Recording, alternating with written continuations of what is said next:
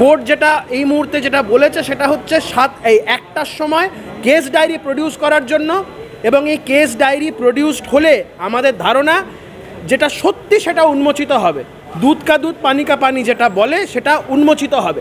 আমার রিট পিটিশনটাতে আমি ডক্টর সন্দীপ ঘোষ আর ডক্টর সঞ্জয় বশিষ্ঠকে নামে পার্টি করেছিলাম, এবং আমার বক্তব্য হচ্ছে এই দুজনকে ক্রিমিনাল প্রসিডিংয়ে পার্টি করা উচিত। They should be made an accused in the entire criminal proceeding.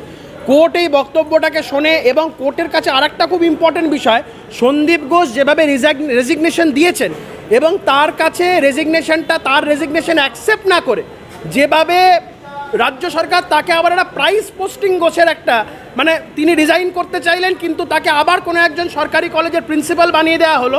এই জায়গা থেকেও কোর্ট বিস্ময় প্রকাশ করেছেন, এবং কোর্ট বলেছেন এটা চলতে পারে না। কোর্ট বলেছেন he should make an application for leave, যদি 3টের মধ্যে না করেন তাহলে কোর্ট কিন্তু অর্ডার পাস করবে to that effect. Subsequently court যেটা বলেছে উনার resignation letter as well as উনাকে যে অ্যাপয়েন্ট করা হয়েছে এই দুটো কাগজ রাজ্য সরকারকে বলেছে কোর্টে প্রডিউস করতে 1টার সময় যখন কেস ডায়েরি প্রডিউস। হাইকোর্টে আজকে জনস্বার্থ মামলাগুলি যে কটা মামলা লিস্টেড ছিল সেগুলি আজকে হিয়ারিংয়ের জন্য এসেছে, এবং সাথে সাথে যে ভিকটিম তার বাবা মাও হাইকোর্টের কাছে মামলা করার জন্য লিভ চেয়েছে, কোর্ট সেটা গ্রান্টও করেছে। মামলার শুনানি চলাকালীন প্রধান বিচারপতি বিস্ময় প্রকাশ করেছেন with regard to the registration of the UD case. Police বা হসপিটাল অথরিটিসের যে কন্ডাক্ট, যে 3 ঘন্টা ধরে বাবা মাকে বসিয়ে রাখা, প্রথমে সুইসাইডের কথা বলা এবং তার আগে অসুস্থতার কথা বলা, এই বিষয়গুলো নিয়ে মহামান্য প্রধান বিচারপতি এটা নিয়ে বিস্ময় প্রকাশ করেছেন। সবথেকে বড় যে বিষয়টা আমরা কোর্টের কাছে তুলে ধরতে চেয়েছিলাম সেটা হচ্ছে প্রথমে রাজ্যের যিনি প্রশাসনিক প্রধান, রাজ্যের মুখ্যমন্ত্রী, তিনি প্রথমে বললেন যে সিবিআই ইনভেস্টিগেশন হলে আমাদের কোনো আপত্তি নেই। পরবর্তীকালে 2 দিন পর সম্পূর্ণ একটা ভিন্ন অবস্থান নিয়ে বললেন 7 দিন সময় দিচ্ছি ইনভেস্টিগেশন কনক্লুড করার জন্য। কোর্টের কাছে আমার তরফে এই বক্তব্য ছিল যে এই 7 দিনটা কি এভিডেন্স ওয়াইপ আউট করার জন্যে, এটা কোর্টের কাছে তুলে ধরি, বিকজ এই statement of the chief minister creates a cloud of suspicion. কোর্টের কাছে আমরা এই বক্তব্য তুলে ধরি। আমাদের বক্তব্য রাজ্য সরকারের তরফে অ্যাম্পলি এই প্রচেষ্টা হচ্ছে সমস্ত এভিডেন্সকে ওয়াইপড আউট করার জন্য for the reasons best known to them. Court এই সমস্ত বিষয়গুলো শুনেছে। রাজ্য সরকার রিপোর্ট ফাইল করার কথা বলেছিলেন, কিন্তু আমরা কোর্টকে সেটা বলি যে রিপোর্টের কোনো প্রয়োজনীয়তা নেই, কেস ডায়েরি প্রডিউস করা হোক। কোর্ট এই সমস্ত বিষয়গুলো শুনে চিফ মিনিস্টারের যে অবস্থান, একটা অবস্থান, এবং পরবর্তীকালে সেখান থেকে 180 ডিগ্রি ঘুরে 7 দিনের কথা বলায় সমস্ত কিছুকে মাথায় রেখে কোর্ট যেটা এই মুহূর্তে যেটা বলেছে সেটা হচ্ছে 1টার সময় কেস ডায়েরি প্রডিউস করার জন্য, এবং এই কেস ডায়েরি প্রডিউসড হলে আমাদের ধারণা যেটা সত্যি সেটা উন্মোচিত হবে। দুধ কা দুধ পানি কা পানি যেটা বলে সেটা উন্মোচিত হবে।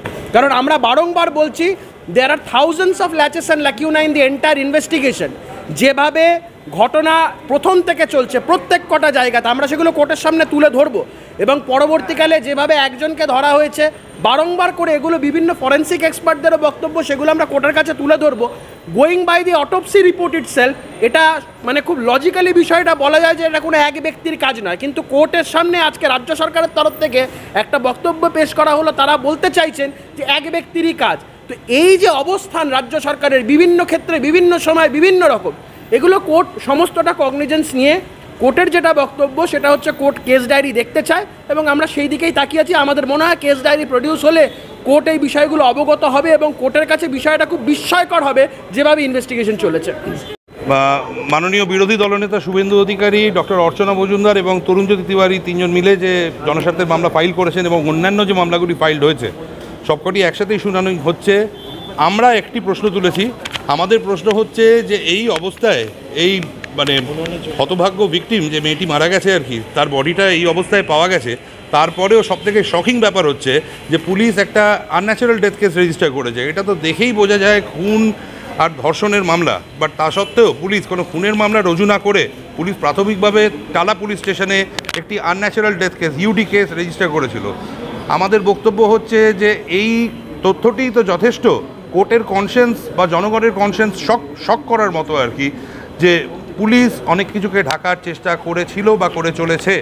আর আমাদের আরেকটা সাবমিশন ছিল সেটা হচ্ছে যে সময়ের সাথে সাথে এই যে 7 দিন পরে সিবিআই দিয়ে দেওয়া হবে বলে যে এরকম একটি স্টেটমেন্ট করা হয়েছে, তো আজকে যদিও কোর্টের কাছে মুডটা একদম অন্য রকমের ছিল, রাজ্য সরকারের তরফ থেকে অপোজ করা হচ্ছিল, যদিও বারবার বলা হচ্ছিল যে না আমরা অপোজ করতে আসিনি, কিন্তু এই 7 দিনের মধ্যেও অনেক মানে ভ্যালুয়েবল টাইম অতিবাহিত হবে, যার মধ্যে আরও রেলিভেন্ট এভিডেন্স ডিস্ট্রয়েড হয়ে যাবে। তো আমরা আদালতের কাছে সবাই মিলেই আমরা আজকে আর্জি জানাই যাতে কেস ডায়েরিটা আজকেই প্রডিউস করা হয়, কারণ এই মামলা যদি সিবিআইয়ের কাছে ট্রান্সফার হতে আরও দেরি হয় তাহলে আরও মামলাটির যা ভ্যালুয়েবল এভিডেন্স আছে সমস্ত নষ্ট হবে।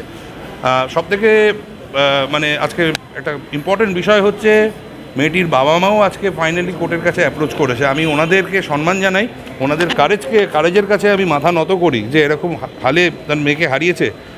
তো তারপরেও কোর্টের কাছে এসে আজকে তারা দ্বারস্থ হয়েছেন। তো এতে তো আমাদের যেটা দাবি আর কি সেটা আরও স্ট্রং হয়ে যাচ্ছে আর কি।